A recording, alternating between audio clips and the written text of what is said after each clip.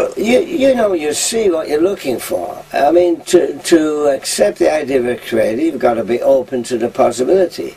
There's a big problem in presuppositions. We all have them. If you presuppose no creator, you're not going to see the evidence. It reminds me of a great story that came out of Russia, I think at the time of the Cold War, when they had a lot of thefts from the factories. They put guards on the factory gates, and first night the guard was on, out comes Petrovich with a suspicious-looking sack on a wheelbarrow.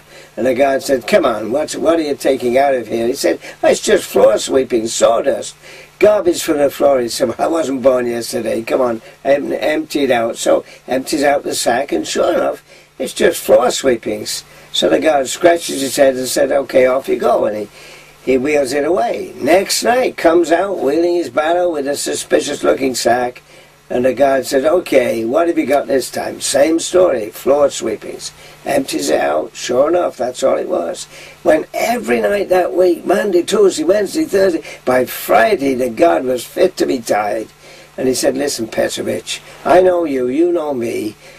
I'm not going to tell a soul, just tell me what you're taking out of here." And Petrovich says, "Wheelbarrows, I'm stealing wheelbarrows." You see, the guard was looking at the sack. That's where his attention was, and that's all he saw.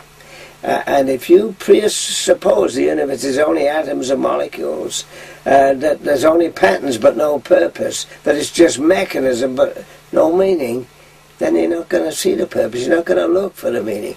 And I think that's the basic problem that many scientists, they're really naturalists, they assume that nature is all there is. They make this presupposition that there are only atoms and molecules, and that's all they see.